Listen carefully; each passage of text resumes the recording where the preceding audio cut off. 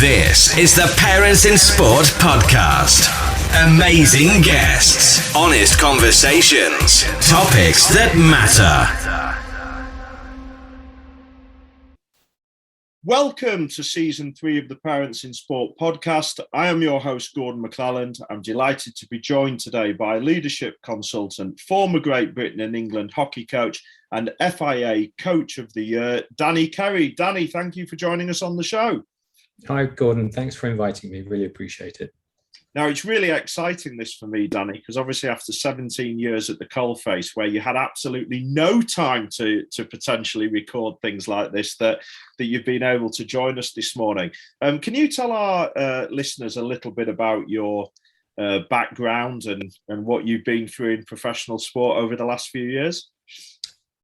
Yes. Hopefully I won't take up the whole podcast, but so grew up in rural Norfolk, then went off to university way back in 1989 and ended up studying sports science, taught for 1 year in a very nice school in Suffolk, then went back to university as a postgrad, and then had 10 years teaching in university sector, so 6 years at Brunel and then 4 years down in Canterbury. As my playing career came to an end, I was sort of asked more and more would I get involved with coaching, and really one thing led to another, and around 97 I became involved with the national junior squads, and then around the 2000s, early 2000s, I became sort of heavily involved with national league teams, and we were successful in Europe. And then in January 2005, I started as the national head coach to the England and Great Britain women's hockey team, and led that program through to the end of 2012, and then took a role as performance director of British hockey in 2012. Then, through a whole set of circumstances that I won't go into now, I ended up back in the post as Great Britain head coach and England head coach for the women in 2014, and held that post through to 2018. And then in 2018, I took over the men's program and led that program through to the delayed Tokyo Olympic Games in 2021. And now I've recently resigned, and I've no idea what's next. Fantastic. Thank you for giving us that insight. And of course, you've now joined, I think, your assistant coach who's been on the podcast, Zach Jones, who got himself on a couple of years ago talking about coaching his own children, which was good fun. Yes, I have two daughters, and it does make me giggle when I realise I've spent the majority of my life coaching sort of adolescents and young adults, and then all of a sudden you're dealing with 9 and 11-year-olds. It's a whole different skill sets. It's definitely a very different world. We'll maybe come on to that later. I certainly found that as well, that certainly the approach that maybe I used with older children wasn't quite going to work, but you soon work that out, I think, as you go along. What are your there were some amazing highlights during your coaching career involved in those teams. What were the biggest highlights for you? London 2012 will take, I'm not sure it will ever be beaten for anyone who's involved from a British perspective. I think first and foremost, Britain, London 2012 local probably put on the best games ever. And of course, there's an element of bias, but it's just the way that it ran. It's just truly amazing. For me personally, the medal, the Olympic bronze medal in 2012 was a medal very much by design, and it was built on a lot of blood, sweat and tears. And the things that happened through that tournament, so Kate, the captain, very talismanic figure within our side, broke her jaw in 4 places in the first match against Japan. And the way the team functioned, both staff and athletes, around that moment, we'd spent years and years and years, essentially 7 years preparing for those games, and then to lose your skipper in that fashion, and the way the team galvanized itself and came together, and then to lose a heartbreaking semi-final against Argentina in front of 16,000 people, the way the team bounced back from that was testimony to the work the athletes and the staff put in developing a truly high-performing team on so many levels. So that's probably my professional highlight. Obviously, we won gold for the women's program in 2016. Again, we right up there.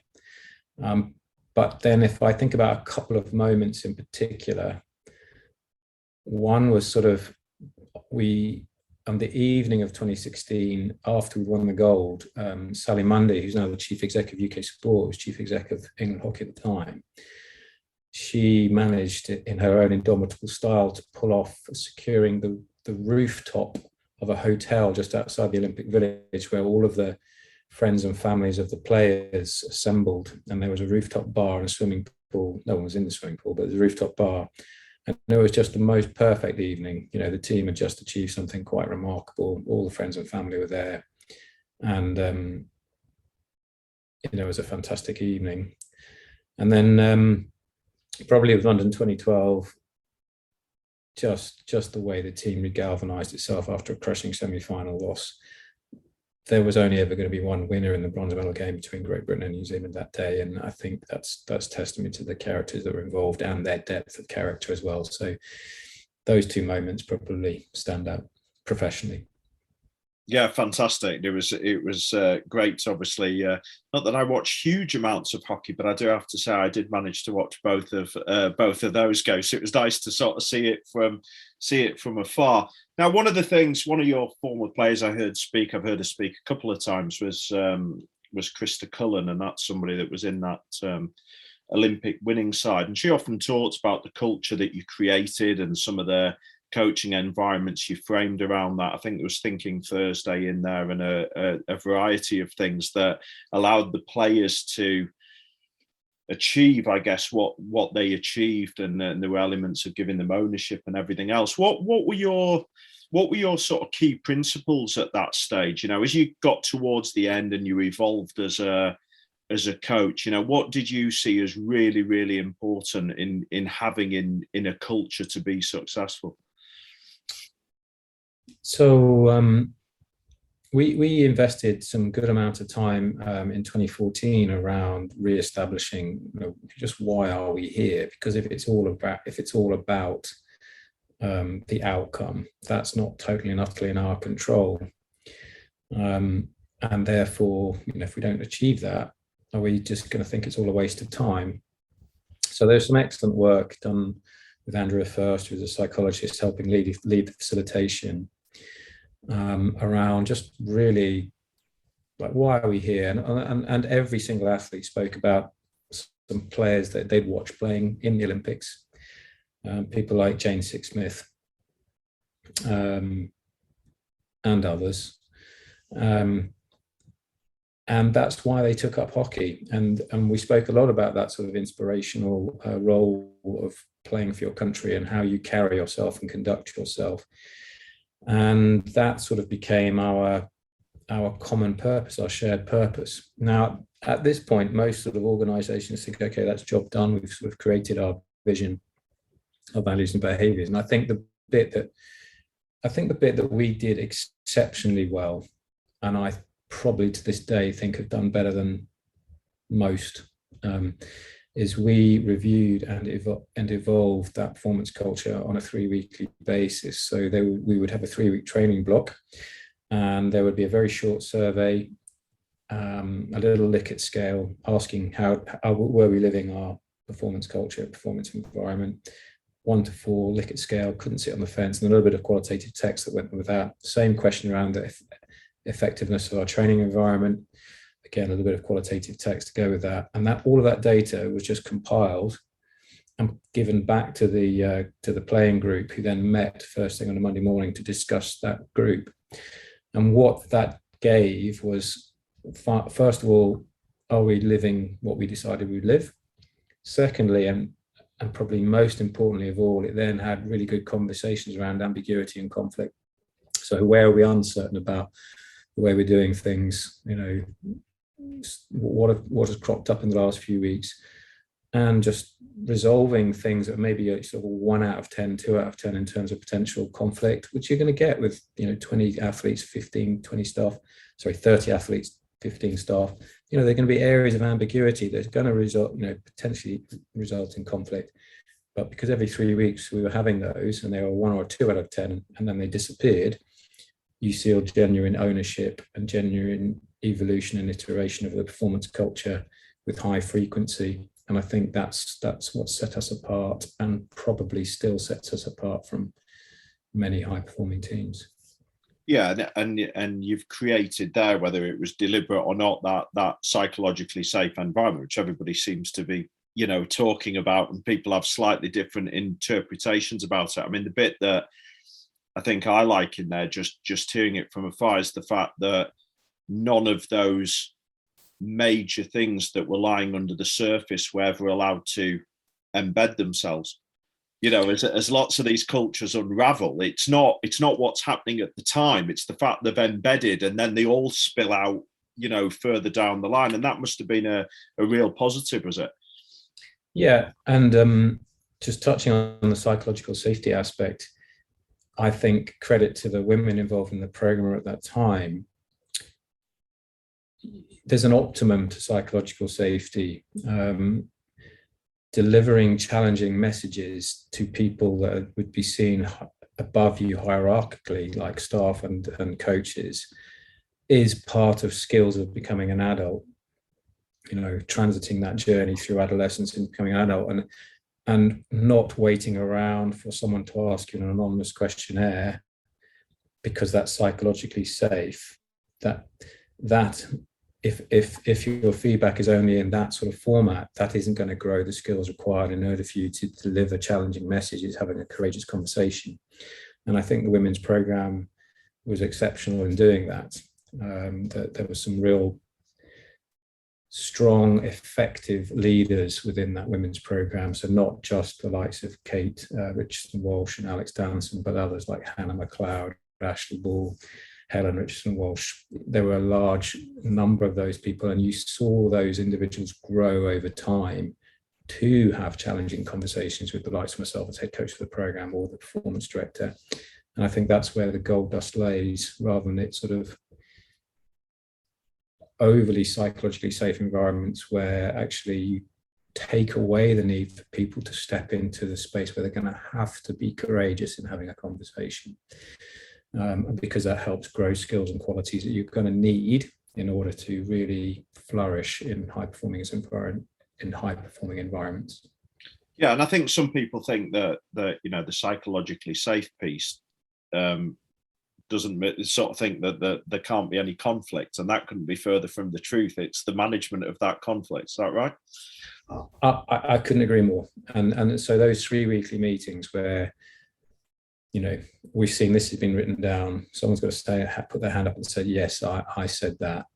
And then that be discussed, openly, and people understanding what sits beneath those statements and understanding different people's perspectives on the same thing encourages really, really good level of, potentially courageous conversations. And so some of those individuals now, I look at the roles they fulfill in their professional lives beyond hockey, and I'm very proud of some of that developed within the environment of the British women's hockey program.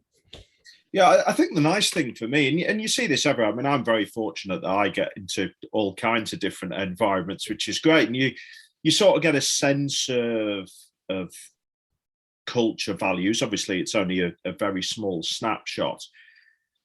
There are still a lot of organisations, I guess, who maybe have a perceived purpose or a set of values and it's up on the wall. And then you find lots of underlying contradictory messages to those values or inconsistencies. And I'm guessing that, as you say, that was the gold dust within this program, that there was that purpose, but you were always linking back to that. And was that what we were actually seeing? And everybody was able to buy into it. And that's probably the bit that not everybody has got right yet. That's my sense. It's a living thing, culture. It's something that needs to be nurtured over time and very, very frequently. If you value it, you have to understand how frequently you have to attend to it, and even on a daily basis. So I remember Ben Rosenblatt, who was our strength and conditioning coach, brilliant strength and conditioning coach, brilliant person. He would then start to design some of the gym sessions in the week and give them labels that reflected some of the values and behaviors we were going after. So it's sort of this concept of it pays to be a winner. He would find ways of embedding that within the gym environment. So if you truly believe in the importance of culture in terms of developing people and in terms of ultimately performance, then it's reflected in the amount of time and energy you give to it. The other thing I would say is often I feel that things like vision, values, and behaviors in certain organizations, they can feel like just we've agreed these and now you're accountable to them and you're sort of bashed with them. It's sort of a normative control type exercise, whereas I think really good environments is, this is what we agreed, let's review how we're tracking on these things, where are we succeeding, does things need to change, do we evolve that, does that still apply? That's true sort of nurturing of the performance culture environment, rather than slavishly sticking to a set of words and using them to, rather than hold account to, you want people to take responsibility for, become proud of. So, for example, Holly Webb is now the skipper of the women's national team, Great Britain and England national team, and she's doing a fantastic job. And some of the traditions and identities established way back in 2014, she's now sort of, bringing these young new athletes into the program, helping them understand the journey, why it is the way it is, but also understanding the particular skills and qualities that those athletes bring and how that may evolve the performance vision. So that I think is where real culture succeeds. Yeah, it was interesting. You used the word accountable there. I had this in a previous role, and obviously I was doing my wider work as well at the same time. And accountable. I think we all are accountable because we're ultimately responsible for what we do and how well we do things. But I do feel that, as you say, having a set of values, this is because this is what we agreed. You are going to be accountable to these. But then absolutely no love or no psychological safety just doesn't mean anything. It just doesn't, you're just not going to get anything from that system. It's just normative control. It's just like, this is how you will be. What you want to really work towards is people taking responsibility for the environment. And that's what I think the women's program did so well. You had those people like the people I mentioned, Kate, Hannah, Alex, Ash, others that were proud of the environment, wanted it to succeed, and therefore took responsibility for, rather than being held accountable to. And I think there's a real significant difference in those things. Yeah. Now I want to take you away from the culture piece, and I want to put you under probably even more pressure now, Danny, by talking about your own sports parenting, because obviously this is the Parents in Sport podcast. So you've obviously got Anna and Orla, and obviously you're having a bit more time being dad. How are you finding that, just in terms of trying to make it work? Yeah, I've as I do, because I spend a lot of time inside my head, I've thought about this a lot, and my parents, particularly my dad, was very keen on his sport, and he would spend, and my mum would spend hours and weeks and months carting us around the place.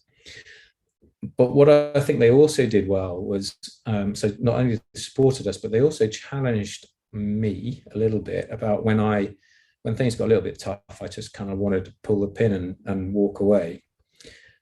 And it wasn't like they said, no, you are going to do this. It was more like pointing out, sometimes it can get a little challenging. But for the weeks previously, you've really enjoyed this, and now you want to walk away. Are you sure? And they would say, okay, well, I'll tell you what, you can finish doing this sport if we go through the next few weeks, up to this point. And if you still feel the same, then we'll stop. And what I think that did for me, and what I'm now trying to do with my children, is sort of there's an understanding of what commitment is. So there's a growing understanding of what it takes in terms of commitment. the quality of commitment as a value, but also a real strong sense of, sometimes it's tough. Sometimes it's not quite always fun and games, and sometimes you can just enjoy the struggle a little bit. And actually, when you get through the other side, you think, oh, I'm really glad I did that. I'm really glad I stuck with it, rather than just walking away. So I've tried to walk that tightrope with my children, because they want to try everything. They literally, so my youngest Orla is into Irish dancing and trampolining. My eldest Anna, who's 11, so does netball, athletics, wants to do horse riding. Don't know if I can afford horse riding, and so on and so forth. But with all of them, there'll be days where I don't want to go to that. I don't want to go. I'm too tired. And you're like, okay, but we've signed up for this. We've committed to this. If you go the next 2 or 3, and then you still want to quit, then we can have another conversation. So that's the thing I've struggled with. I've also really wrestled with trying to get the optimum about their, really wanting them to enjoy that feeling of a physical activity, really enjoy sort of the mastery of new skills without feeling like they're pressured or they have to do things, but while still also sort of encouraging mastery of certain aspects of being involved in sport. So it's been a fascinating journey for me. I think people always ask me, do they play hockey? And the first thing I said to them, I took them along to the local hockey club. They didn't really enjoy it, and I was like, fine, okay, we won't do hockey then. So I've really wrestled with it. I really enjoyed it. I think there's something about my parenting style is I will try and develop some of the skills of, there is an element of commitment, and sometimes it can be a little bit tough, but keep going through, and then you really enjoy the fact that you did. Yeah, I mean, look, it's really nice to hear that. I mean, a lot of our work with parents and indeed performance parents is, it's actually a really healthy lens to view their sport, is by looking at the character development traits that come alongside it. So Absolutely. Actually, if we're developing those through the sport, then we win more often than not. And actually, even if they don't play the sport, they're going to win later on anyway, because of what they go and do. And I think it eases the pressure on us a little bit, because we're not always fixed on an outcome goal or an outcome expectation, or we have an expectation of something that we're not actually in control of, which is what you alluded to earlier, where actually sometimes we can't control whether we're going to win or lose or not. Yeah. And I mean, this is one of the things I'm really pleased that both my daughters are also learning some of those wider socialization skills. So they're not just doing activity in sport with their peer group at school. They're also now having to sort of take that really quite bold step for them and go and involve themselves in classes where they don't know other people, having to kind of just go and have conversations. So broadening some of those socialization skills, trying to understand the environment they're in, and how do I operate within this environment? What sort of way to navigate this? So as you say, often we as parents, we think just about that physical activity rather than some of the wider skills that actually being involved with sport helps with.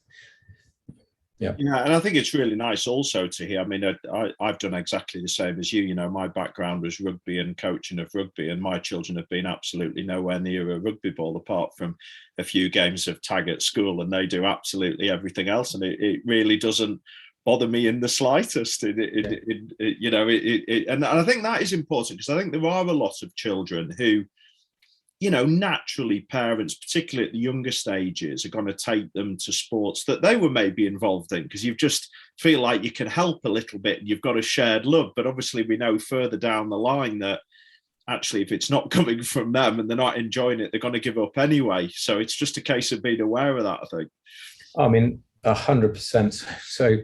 So Orla is doing Irish dancing. I mean, my wife is Irish, but Orla's doing Irish dancing. She absolutely loves it. I went to pick her up on Saturday morning, and I'm sort of looking at this thinking that's so far removed from the world I lived in as a young boy growing up in Norfolk. Anna has also just started tap dancing. And again, I'm like, where has this come from? Because neither of us, as parents, are sort of involved or do those kind of things, but they absolutely love it. They absolutely love it. I think it would be highly amusing for a lot of people, Danny, to see you demonstrate some Irish dancing, and perhaps when you're picking up your daughter, I'd be fascinated to hear the dialogues on your input around Irish dancing. Well, I did ask her. I said, "What's it like to dance only using 50% of your body?" Because their arms are by their side. That's a good question. Yeah, she just looked at me quizzically and literally, all is very, very bright, said, "I'll get back to you." So it did make me laugh. But a little known fact is when I was young, through primary school, I was a gymnast and I reached a very good standard. But in order to go further, I was told I had to do ballet, and it was put to me that way. So I was just about to start secondary school, going through puberty, and I just didn't want to be doing ballet. I was, just full of all the stereotypes of what that meant. I look back now and think how stupid I was, but at the time, full of testosterone and going into a local state secondary school, I was like, I don't want to be doing ballet. I could see why you made that choice. It's maybe a little bit trendier today, but there'd still be a few places around the country where I think there'd be people making the decision that you made as well. Yeah, it's ironic. I've taken the squads up to the Royal Ballet up in Birmingham to watch and observe their training, and to this day, I think the athletic ability in those dancers is something to behold. Those athletes, we felt quite rightly, our athletes are incredibly well trained. They're brilliant athletes, and they came away just blown away by the athleticism, the diligence of the training, that the rigors of the training really shifted some of their mindsets, or helped to shift some of their mindsets. So I often look back at my decision to not do ballet and think, maybe I should have stuck it out a bit longer. Yeah, absolutely. Now, sort of thinking, back through your career, and obviously you had that time where you're sort of coaching early on in your career, and you did that element of teaching, and we've got lots of young athletes coming through. We've now got performance programs starting at younger ages. Obviously there's some positives to that, but obviously there are some challenges and negatives as well, which are often well documented. What advice would you give to, sports parents starting out on the journey, with a performance athlete or somebody who does get picked for those programs? Yes, that's a fantastic question, and this organisation, I think it's brilliant that you do what you do, Gordon. I think as a parent, I have a real clear sense of what's the aim here and who's it for. So, if you're living your life vicariously through your children, which I've definitely come across as my role as a national coach, as a parent, I think there's a moral obligation, what's going on here, what's the aim and who's it for? If that's being driven very much by the young athlete, brilliant. If it's being driven for the parents, sort of reflected sense of achievement, then I think we're in really interesting ground. There's definitely an element of parenting providing the framework to keep people on a good track, whereas they may have potential and maybe potentially fulfilling some of that potential if things get tricky and get tough, and you just providing the framework. Okay, it is tricky and tough, and can we just see out these next few weeks? I definitely think there's an element there, but really, what's the aim? And as we spoke about a bit earlier in this recording, there is aspects of skill mastery, becoming an expert in your own particular chosen sport profession.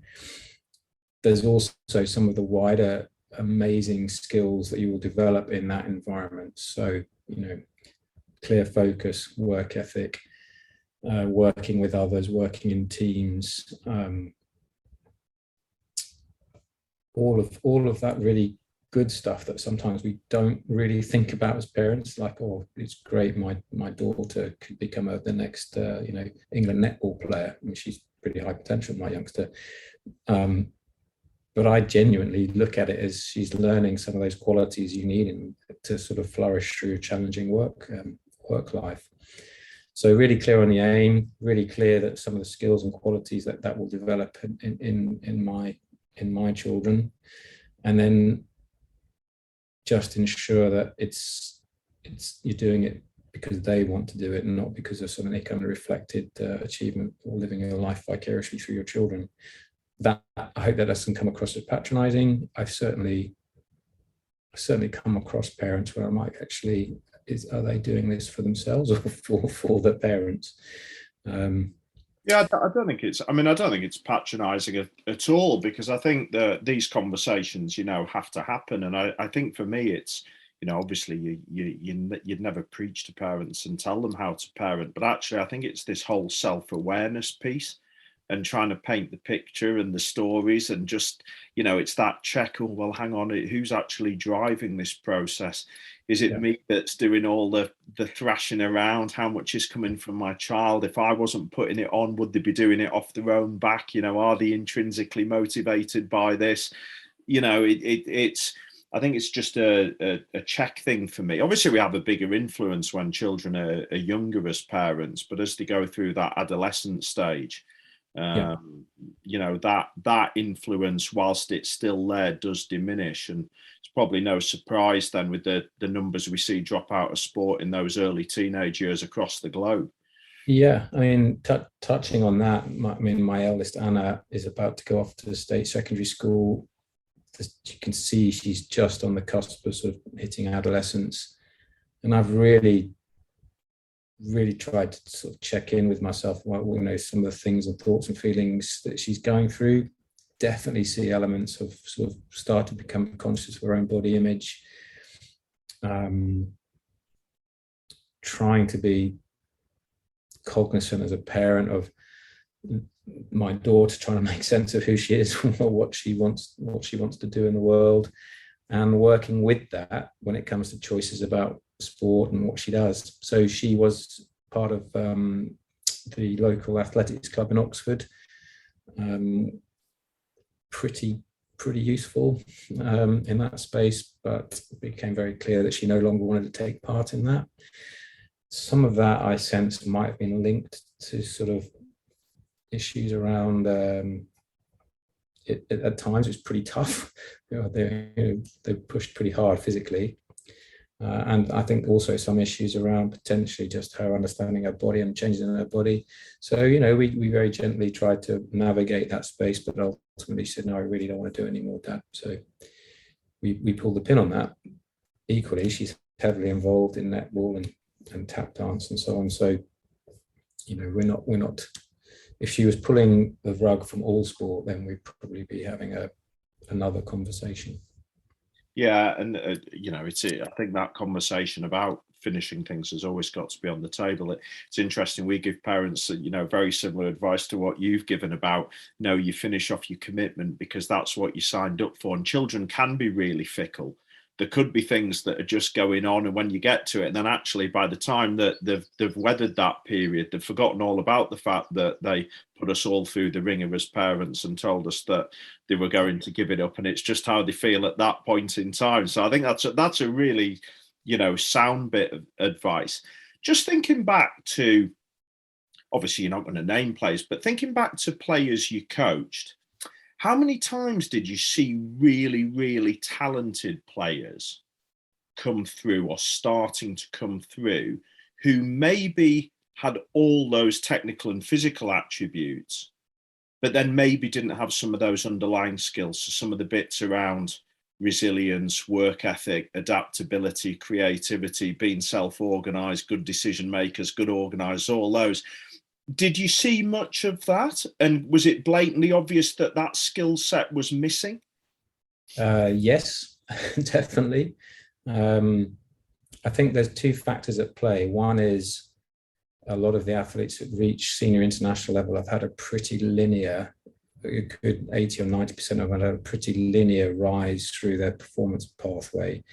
And as such, they have never had to really battle and struggle. When they reach the senior program, all of a sudden, everybody's very, very, very good.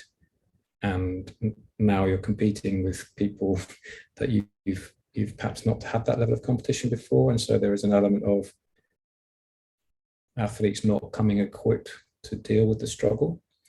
And then I also think there's an element of layers of support through pathways, through talent pathways, and probably through very well-intentioned parents giving huge levels of support, where the assumption might be we're actually helping this person fulfill their dreams. What they might have unwittingly done is undermine some of those skills you've mentioned, so such as self-organizing, taking responsibility to be ready. Yeah, I've seen a lot of that. I've seen athletes who really, struggle even to know how to cook toast. I'm not exaggerating. Yeah. So some athletes who've had that journey, they're having to retrofit some of those qualities and skills. Equally, I've seen athletes who thrive in really challenging performance environments because their parents have done an exceptional job of providing athletes who have incredible perspective beyond the sport. They're very well-rounded. They see sport, performance sport, for what it is. They really want to succeed and drive themselves in that, but they also understand that doesn't mean I'm a bad person if I don't succeed. So I've seen both ends of the spectrum. Yeah, I mean, we do a lot of work on reframing disappointment, failure, getting comfortable with it as a parent, because it's a vital part of the journey, getting your whole house to be comfortable with it, including your children, and not doing the natural temptation things, I think, like, blame, make excuses, shower them with extra love and affection, and understand that actually it's a key part of the journey, and trying to convince parents that to take that bit of short-term pain may have a massive long-term gain in effect, because it's so easy for us to try and solve the problem there and then and make it easy, because that's naturally what we'll all do as parents. But having that awareness of being able to wrestle with that and say, no, hang on, this isn't too bad, this could be a really good learning opportunity, is absolutely vital. Yes, and I mean, I look back to things like the school cross country that I used to hate and dread, because it would be cold, wet, and miserable. But I actually look at coming out the back end of some of those things where I didn't die. It was uncomfortable, but actually I now know that, it's not that risky, and I have a balanced sense of what risk is, about how hard you can push, how resilient you can be in time when things are a little bit tough, and just have a really good sense of perspective about that. My eldest narrowly missed out on the 11 plus, and it was the computer-based maths test bit that she really struggled with, and that's had a profound impact the day that result came out on my eldest. And the reframing bit that you've spoken about, it's been a really interesting conversation. It's been about, okay, well, what have we learned about what happened in that moment of a computer-based maths test? And there was an element of panic, an element of being flustered, and we've tried to look at, okay, so we've learned that about ourselves. What might it look like in the future? What kind of tests are going to come up? You're going to face tests all through your time in school. What have you learned? Can we see them for what they are? Those are the kind of, I've said those things in adult terminology, but those are the types of conversations I've had with my eldest since that moment. Yeah, and we get so much valuable learning from that. And actually further down the line, particularly in sport, when we're maybe struggling or we have those bad days, it's nice to have that bank of experiences where we know we've already been through it before, and how did we get through it, and what did we talk about, and how did we move forward from that. If we haven't got that bank of experience, it becomes really difficult to be able to relate it to anything. Yeah, I mean, another anecdote, Gordon. So the strength and conditioning coaches now talk about physical diagnostics rather than good old-fashioned fitness testing. The athletes still see it as fitness testing, and to this day, even the most seasoned athlete interprets it as judgment of them. And the reality is, it's really not judgment. It really is used for diagnostic purposes. It really is. That's what it does. It informs the subsequent conditioning programs. And always to this day, the athletes finish a diagnostics day and then look and laugh and go, why was I so wound up about all of that? I like, why? But a few months later, exactly the same comes around. They're all nervous, all dreading it. They don't want to do it. But over time, they realize, okay, they see it for what it is. It's tough, it's challenging, but actually it just allows me to progress and get better. Yeah, absolutely. I don't think you'd be able to sell me fitness testing, Daddy, as physical. Well, exactly. That smell of grass at pre-season rugby, it'll be coming out again in a couple of months. So I'm glad I'm not having to touch lines or do anything like that anymore. Thank goodness. Now, just conscious of time. Got two sort of final questions. One links back to those, a bit around those skills that we talked about, because when you're saying you saw lots of young athletes come through missing some of those skills, do we agree that these skills can be developed? Because obviously we're not born with them, but actually, can they be so far back that they can't be developed at that level and it needed to be happening as they were going through? Or did you have some cases where you were really able to sort of rewire someone at that stage and change it? What's your thoughts on that? Difficult question, that, I guess. It's a really good question. So I was sitting here thinking how good a question that is. I think it can be done, but it's incredibly hard because there's a lack of self-awareness and self-understanding that they don't have those skills.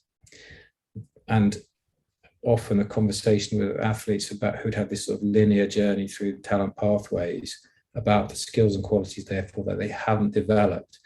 Their inability to get beyond, but I'm really good technically, I'm really athletic, that's what gets me picked. It's what got you picked, but the things that are now you don't have in place might mean your journey within senior environment is going to be really tough for you, because lots of people have the things that you have, and you're all competing now, and there will be challenging periods and times, and how you cope and deal with those challenging times will define your ultimate success. And it's very difficult for athletes who've been consistently successful based on a limited set of skills to really understand that. So it can be done. It often takes quite a period of painful readjustment.